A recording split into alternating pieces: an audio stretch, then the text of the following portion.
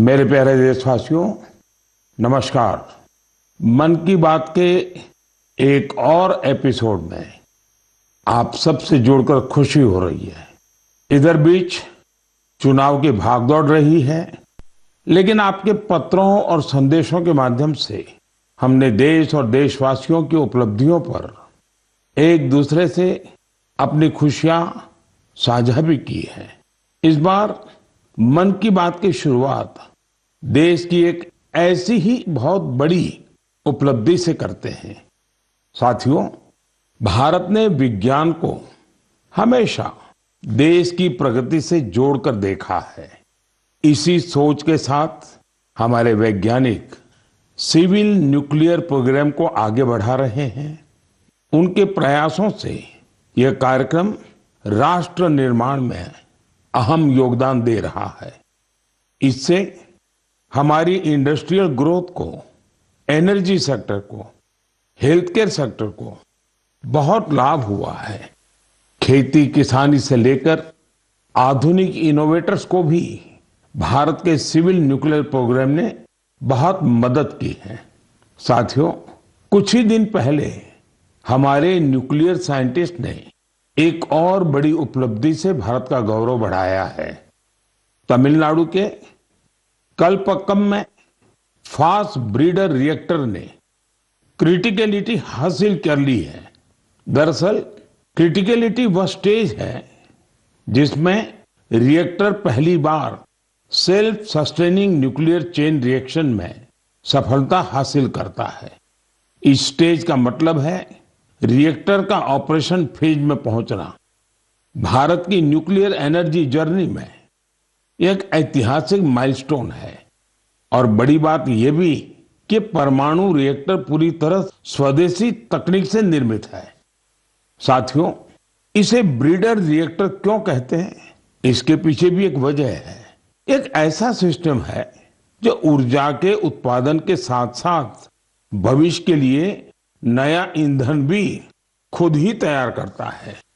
साथियों, मुझे मार्च 2024 का वह समय भी याद है जब मैं कलपक्कम में रिएक्टर की कोर लोडिंग का साक्षी बना था।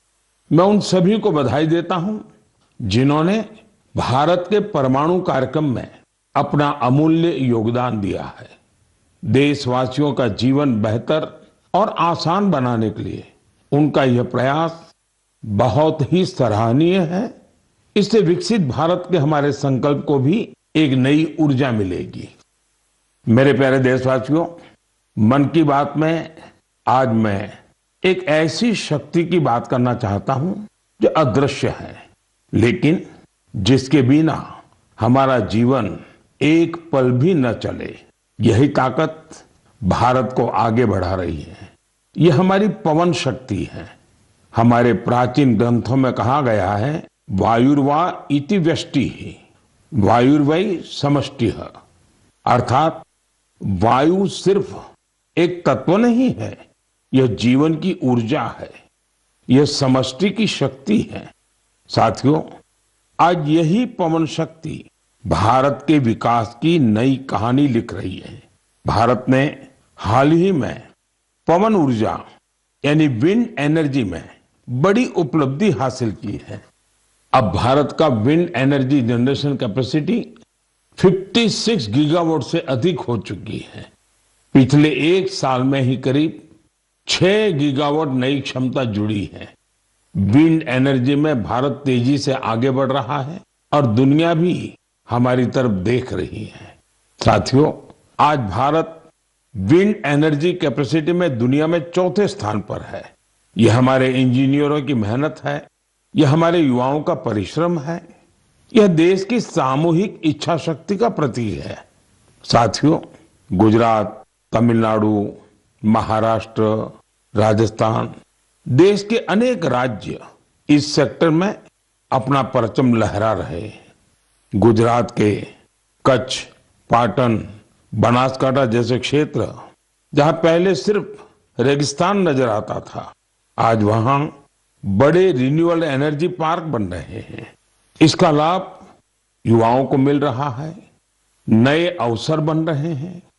नई स्किल विकसित हो रही है, रोजगार के नए रास्ते खुल रहे हैं। साथियों, भारत के विकास के लिए सौर और पवन ऊर्जा जरूरी है।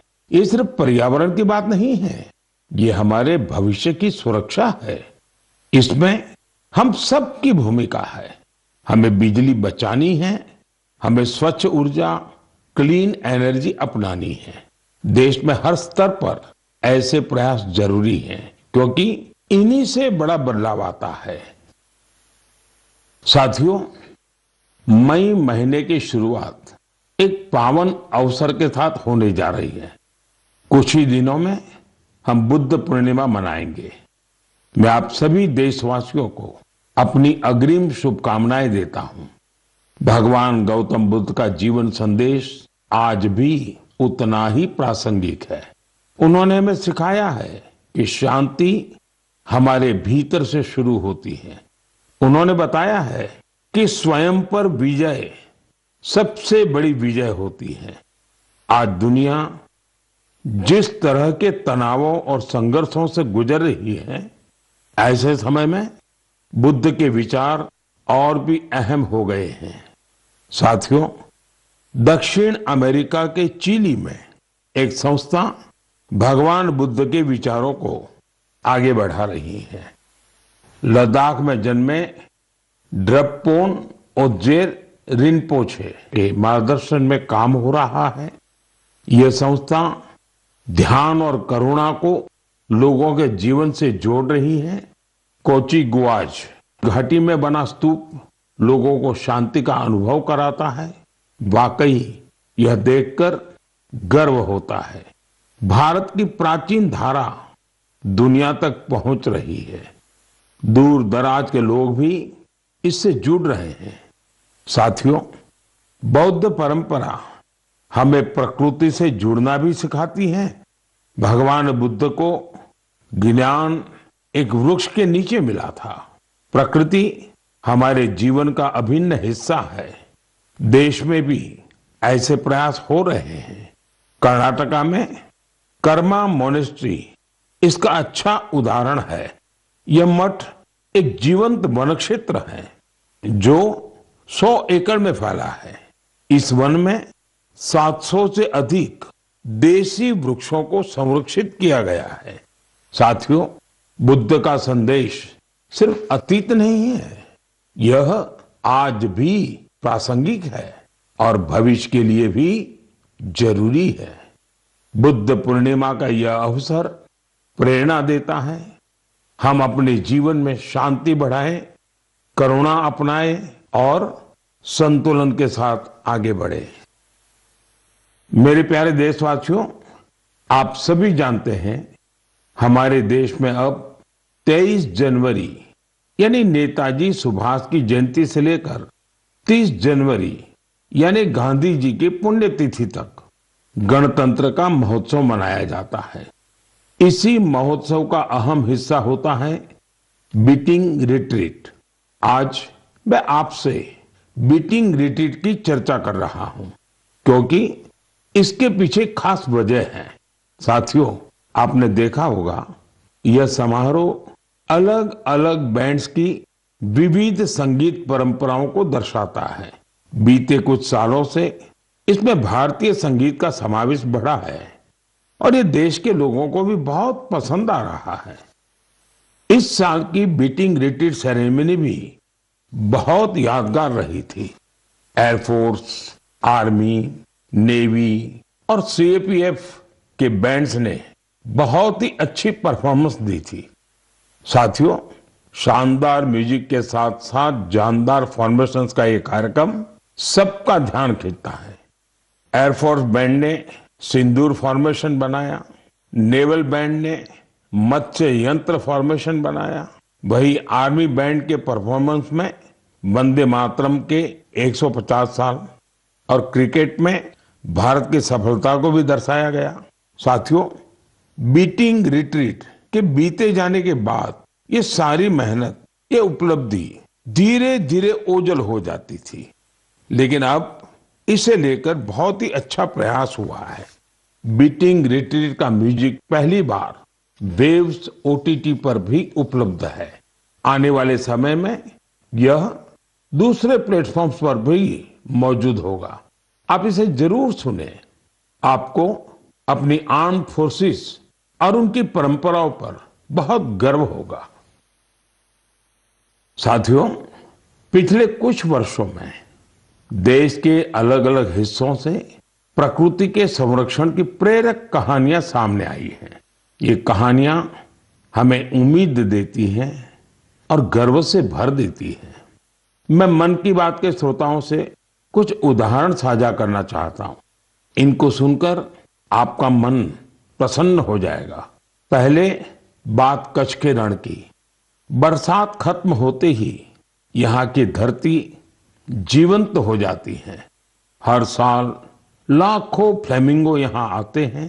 पूरा इलाका गुलाबी रंग से रंग जाता है, इसलिए इसे फ्लेमिंगो सिटी कहा जाता है। ये पक्षी यहीं घोंसले बनाते हैं और अपने बच्चों को बड़ा करते हैं। कच्छ के लोग इन्हें लाखाजी के बाराती कहते हैं। अब लाखाजी के बाराती कच्छ में पर्यावरण संरक्षण के बड़े सुंदर प्रतीक बन गए हैं। साथियों, दूसरा किस्सा इंसान और वन्य जीवों के सहयोग का है और ये उत्तर प्रदेश से है। यहाँ के तराई इलाकों में फसल के समय हाथियों के झुंड गांवों की ओर आते हैं।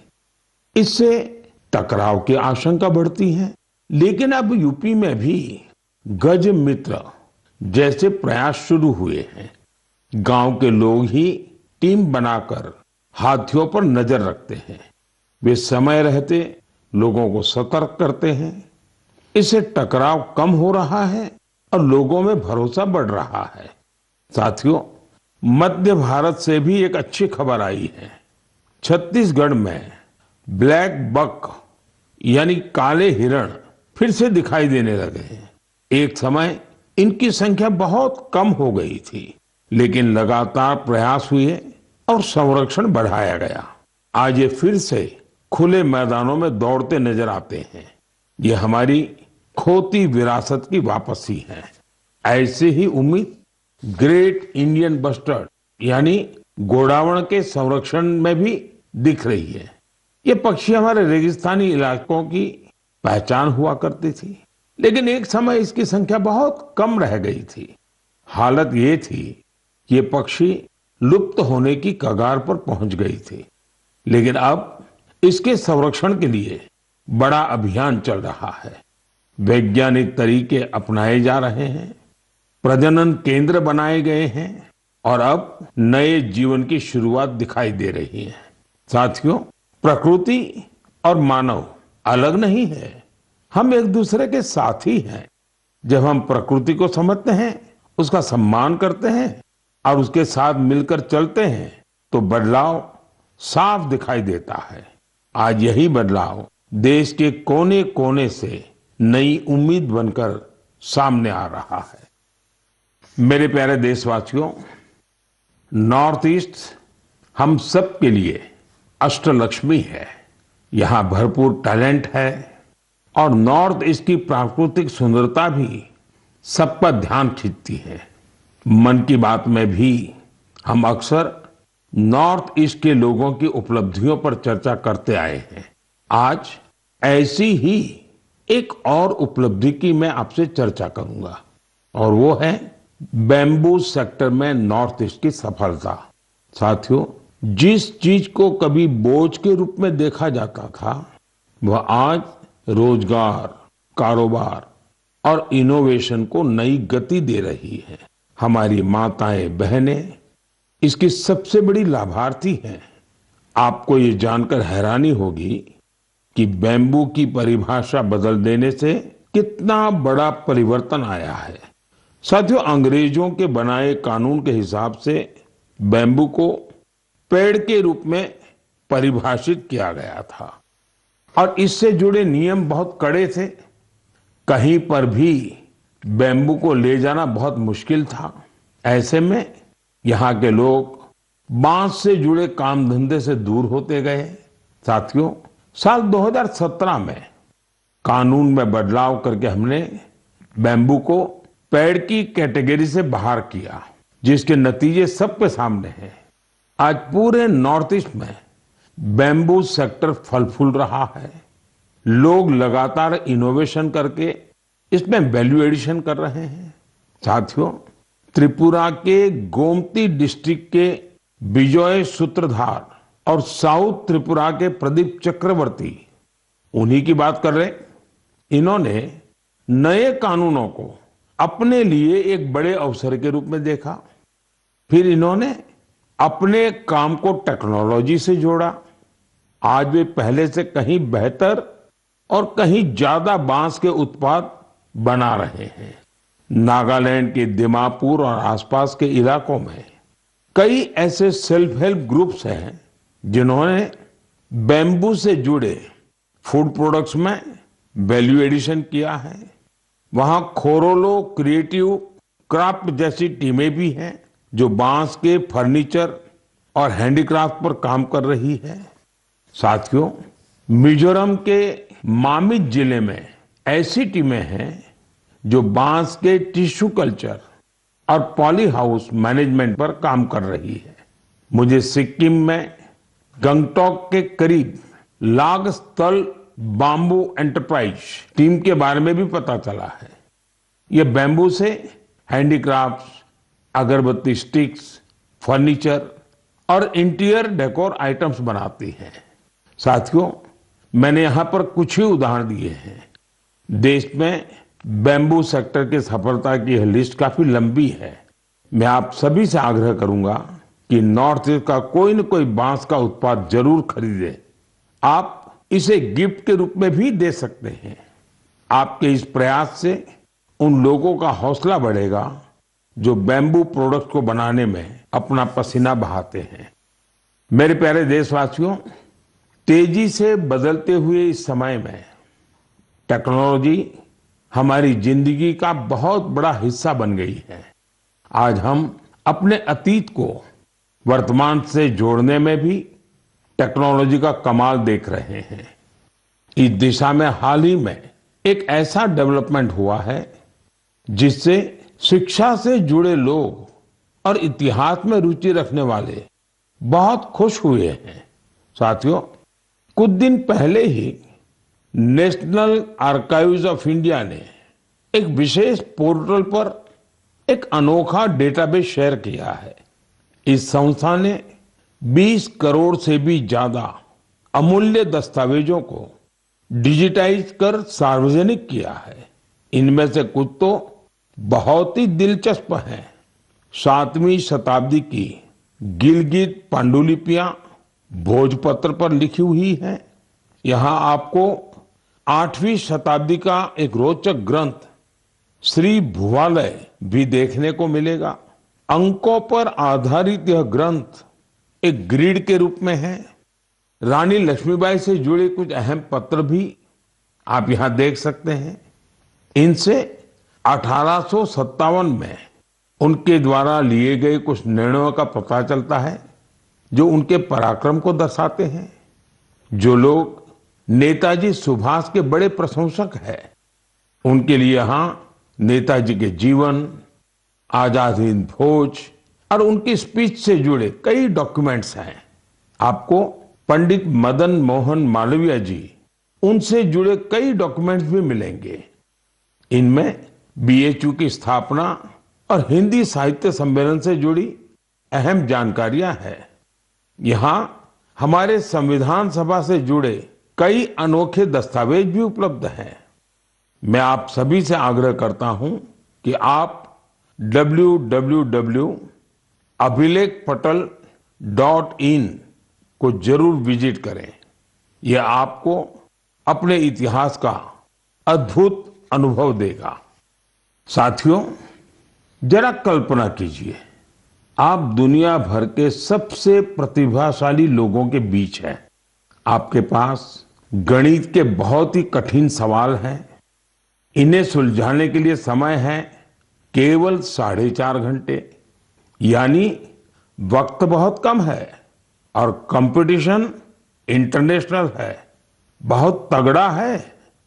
ऐसी स्थिति में नर्वस होना बहुत स्वाभाविक है, लेकिन इन्हीं परिस्थितियों में हमारी बेटियों ने कमाल कर दिया। इस महीने की शुरुआत में फ्रांस के बोर्दो में यूरोपियन गर्ल्स मैथमेटिकल ओलंपियाड का आयोजन हुआ था। मैथ्स में गहरी रुचि रखने वाली स्कूली छात्राओं के लिए यह एक बड़ी प्रतियोगिता थी। यह दुनिया के सबसे सम्मानित प्रतियोगिताओं में से एक है। इस ओलंपियाड में हमारी बेटियों ने अब तक का सबसे बेहतरीन प्रदर्शन किया। मुझे इस प्रतिभाशाली टीम पर बहुत गर्व है। इसमें मुंबई की श्रेया मुंदड़ा, तिरुवनंतपुरम की संजना चाको, चेन्नई की शिवानी भरत कुमार और कोलकाता की सिमोई बेरा शामिल थी। इसमें हमारी टीम विश्व में छठे स्थान पर रही। श्रेया ने गोल्ड मेडल जीतकर इतिहास रच दिया, संजना ने सिल्वर, तो शिवानी ने ब्रॉन्ज मेडल अपने नाम किया। साथियों, इस ओलंपियाड के लिए भारत में जो सिलेक्शन की प्रक्रिया है वो अपने आप में बहुत कठिन है। इसका एक मल्टी स्टेज सिलेक्शन प्रोसेस है। इसमें रीजनल, स्टेट और नेशनल लेवल पर कठिन चुनौतियों को पार करना होता है। इसके बाद सबसे बेहतर प्रदर्शन करने वाली छात्राएं एक महीने के मैथमेटिक्स ट्रेनिंग कैंप में शामिल होती हैं। यह camp Tata Institute of Fundamental Research के Homi Bhabha Centre for Science Education में आयोजित होता है। इस कैंप के आखिर में टीम सिलेक्शन टेस्ट होता है। इसमें परफॉर्मेंस के आधार पर ही भारत की टीम चुनी जाती है। साथियों, हर वर्ष देश भर की करीब 6 लाख स्टूडेंट्स इस मैथमेटिकल ओलंपियाड प्रोग्राम में हिस्सा लेती हैं। समय के साथ यह संख्या लगातार बढ़ रही है, यानी देश की बेटियों के बीच ओलंपियाड का यह कल्चर तेजी से लोकप्रिय हो रहा है। इन होनहार बेटियों को सपोर्ट करने के लिए मैं उनके पेरेंट्स की भी सराहना करता हूं। मेरे प्यारे देशवासियों, हमारे देश में इस समय एक बहुत अहम अभियान चल रहा है, जिसके बारे में हर भारतीय को जानकारी होनी जरूरी है। ये है जनगणना का अभियान। यह दुनिया की सबसे बड़ी जनगणना है। साथियों, जो साथी पहले से इस तरह की प्रक्रिया से गुजरे हैं, इस बार जनगणना का उनका अनुभव अलग होने वाला है। जनगणना 2027 को डिजिटल बनाया गया है। सारी जानकारी सीधे डिजिटल माध्यम में दर्ज हो रही है। घर घर जाने वाले कर्मचारियों के पास मोबाइल ऐप है। वे आपसे बात करके उसी में जानकारी दर्ज करेंगे। साथियों, इस बार जनगणना में आपकी भागीदारी भी आसान बनाई गई है। आप खुद भी अपनी जानकारी दर्ज कर सकते हैं। कर्मचारी के आने से 15 दिन पहले आपके लिए सुविधा शुरू होगी। आप अपने समय के अनुसार जानकारी भर सकते हैं। जब आप प्रक्रिया पूरी करते हैं तो आपको एक विशेष आईडी मिलती है। यह आईडी आपके मोबाइल या ईमेल पर आती है। बाद में जब कर्मचारी आपके घर आता है तो आप यही आईडी दिखाकर जानकारी की पुष्टि कर सकते हैं। इसे दोबारा जानकारी देने की जरूरत नहीं पड़ती। समय भी बचता है और प्रक्रिया आसान हो जाती है। साथियों, जिन राज्यों में स्वगणना का काम पूरा हो गया है, वहां गणना कर्मचारी द्वारा घरों के सूचीकरण का कार्य भी शुरू कर दिया गया है। अब तक लगभग 1 करोड़ 20 लाख परिवारों का मकान सूचीकरण का कार्य पूरा भी हो चुका है। साथियों, देश की जनगणना सिर्फ सरकारी काम नहीं है, यह हम सबकी जिम्मेदारी है। आपकी भागीदारी बहुत जरूरी है। आपकी दी गई जानकारी पूरी तरह सुरक्षित रहती है या गोपनीय रखी जाती है? डिजिटल सुरक्षा के साथ इसे सुरक्षित किया जाता है। आइए हम सब मिलकर इस प्रक्रिया में भाग लें, जनगणना 2027 को सफल बनाएं। साथियों, हमारे देश में खाने पीने की परंपरा सिर्फ स्वाद तक सीमित नहीं रही है। इसी परंपरा का एक दिलचस्प हिस्सा है भारत की चीज। कुछ दिन पहले मैंने ट्वीट के माध्यम से एक जानकारी साझा की थी। ब्राजील में आयोजित एक अंतर्राष्ट्रीय चीज प्रतियोगिता में भारतीय चीज के 2 ब्रांड्स को प्रतिष्ठित पुरस्कार मिले हैं।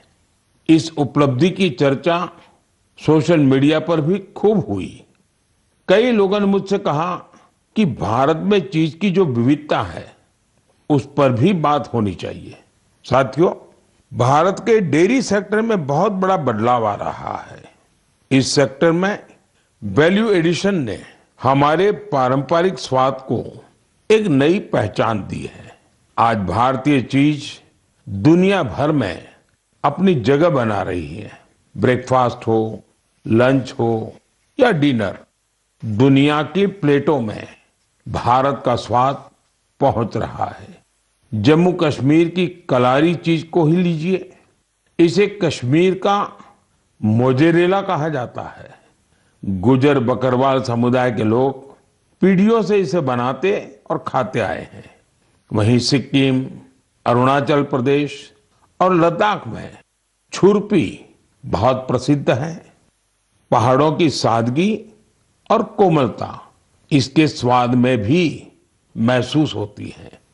इस चीज की खास बात यह है कि इसे याक के दूध से बनाया जाता है।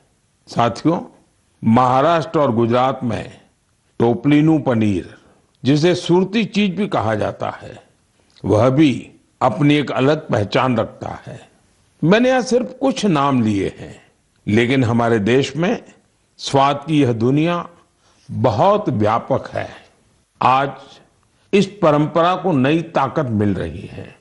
अनेक भारतीय कंपनियां इस क्षेत्र में निवेश कर रही हैं।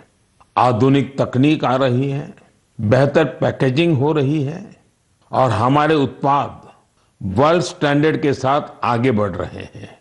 इसी का परिणाम है कि भारतीय चीज अब देश की सीमाओं से निकलकर दुनिया के बाजारों और रेस्तोरां तक पहुंच रही है। आज हम लोकल से ग्लोबल की बात करते हैं। उसमें भारतीय चीज का उदाहरण हमें आगे की दिशा दिखाता है। मुझे विश्वास है भारत का स्वाद, भारत की परंपरा और भारत की गुणवत्ता दुनिया के लोगों को एक नया अनुभव देगी और भारत से एक नया जुड़ाव भी बनाएगी। मेरे प्यारे देशवासियों, इस महीने देश के कई हिस्सों में नववर्ष सहित अनेक पर्व त्योहार मनाए गए। कुछ ही दिन बाद 9 मई को पोचिशे बैसाख के अवसर पर हम गुरुदेव टैगोर की जन्म जयंती मनाएंगे। गुरुदेव बहुआयामी व्यक्तित्व के धनी थे। वे एक महान लेखक और विचारक तो थे ही, उन्होंने कई प्रसिद्ध संस्थानों को भी आकार दिया।